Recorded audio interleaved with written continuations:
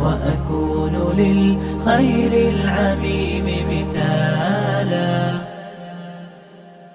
Kita tidak bisa, Bu, menjadikan seluruh dunia itu persis pendapatnya fikih sama kayak kita. Tidak bisa. Ibu punya saudara kembar identik aja memiliki perbedaan kok. Kakaknya pingin makanan asin, adiknya pingin makanan manis.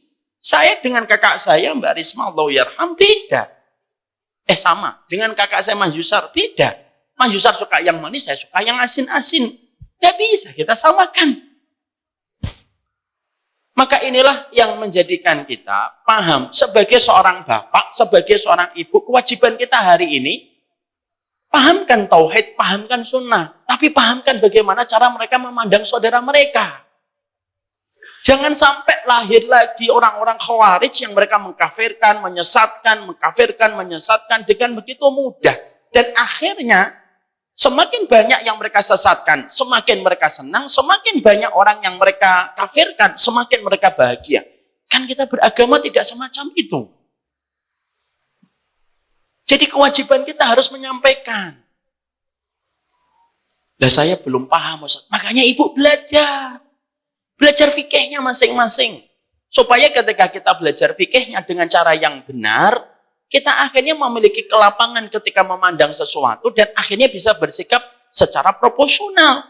Lalu kita mengkondisikan keluarga kita sebagai bagian dari komitmen kita menyumbangkan kontribusi untuk menghadirkan indahnya persaudaraan. Ya. Banyak, Masya Allah ya. Saya tuh kadang-kadang menjumpai banyak ustadz tuh kalau ngomong ukhuwah indah, kalau di majelisnya mereka. Tapi sekalinya mereka nanti selesai dari ngisinya, kalau diajak ustadz, diajak ketemuan sama ini ngisi bareng, enggak mau. Walaupun baru saja bicara tentang ukhuwah. Karena ukhuwah itu hari ini dibangun di atas kelompok. Bukan dibangun di atas golongan. Sehingga akhirnya ya terus semacam itu yang kita akan jumpai. Dan kita akan menghalalkan terus-menerus permusuhan.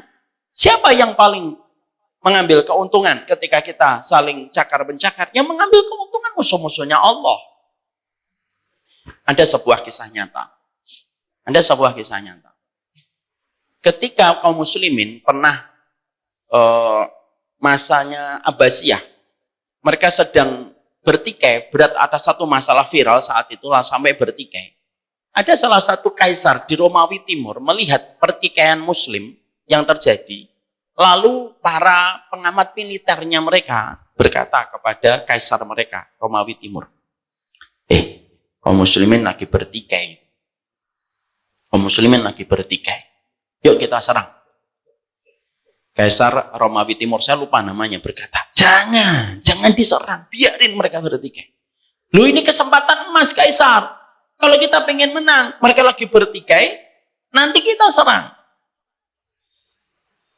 Kata kaisarnya, jangan. Kalian besok datang lagi ke sini, saya terangkan jawabannya.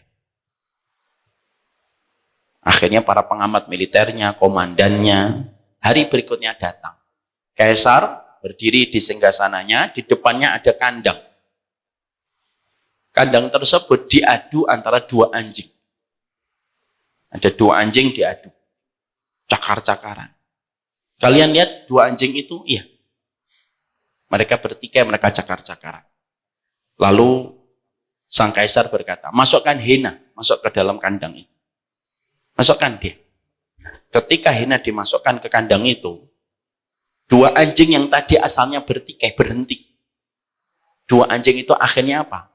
Bersatu padu untuk menghancurkan hinanya. Dan akhirnya hinanya mati. Sang kaisar lalu berkata, lihat. Perhatikan ini. Kaum muslimin juga sama. Mereka bertikai, biarin aja sampai mereka lemah. Mereka mati sampai mereka mati masing-masing. Kalau kita mengganggu mereka yang sedang bertikai ini, itu justru nanti malah kita yang kalah. Biarin aja sampai mereka salah satunya mati. Baru nanti kita serang. Dan para pengamat militernya lalu mereka langsung tahu jawaban dari kaisar itu. Itu kisah dimasukkan oleh para ulama dalam kitab mereka, Bu, untuk memberitahukan kepada kita sedemikian besarnya keuntungan orang-orang yang membenci Allah dan Rasulnya kalau mendapati pertikaian. Saya sampaikan ini, Bu, bukan berarti kita akhirnya membiarkan yang salah. Enggak. Yang salah tetap harus diingatkan, diluruskan dengan cara yang ma'ruf. Ya. Tapi kita harus mulai membedakan mana yang salahnya banyak,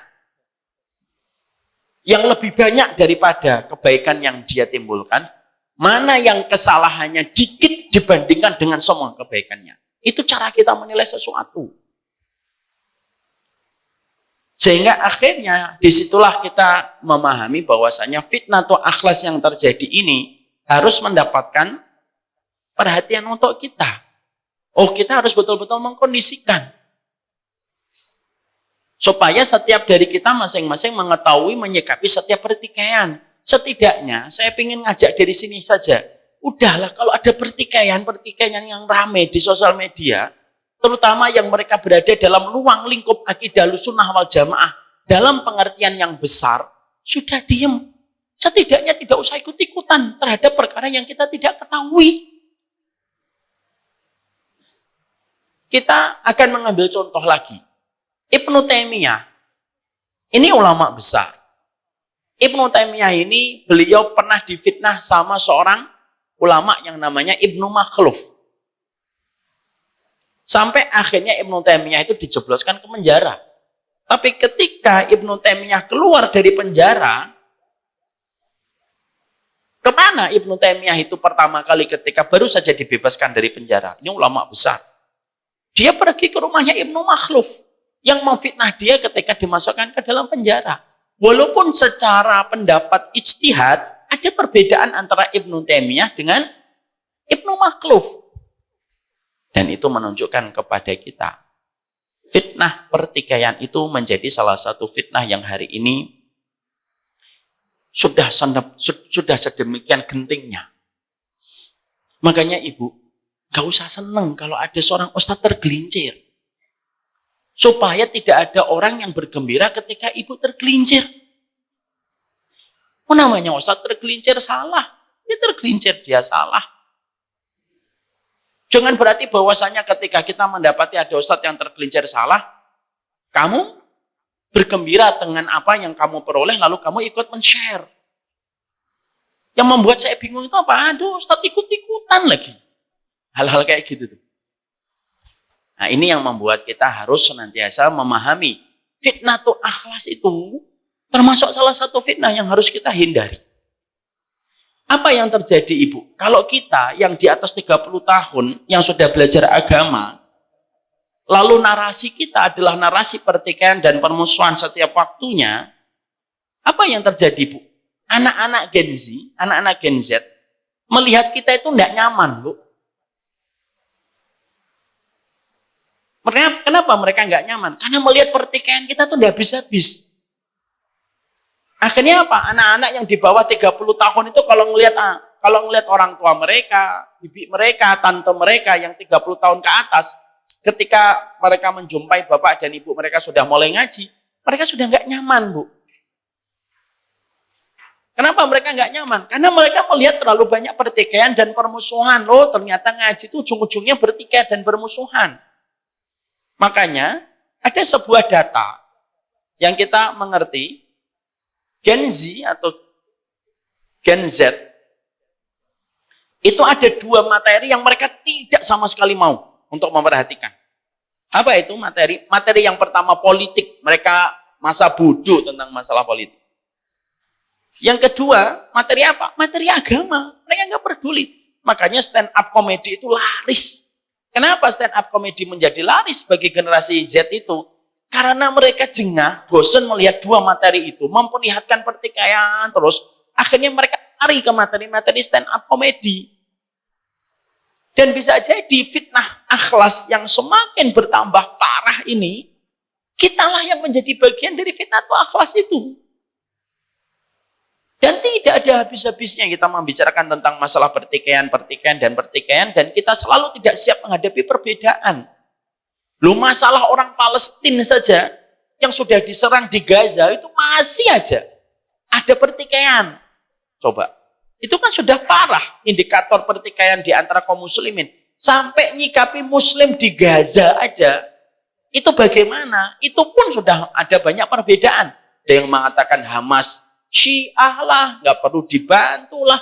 Bahkan ada seorang mahasiswa, kuliahnya di Timur Tengah,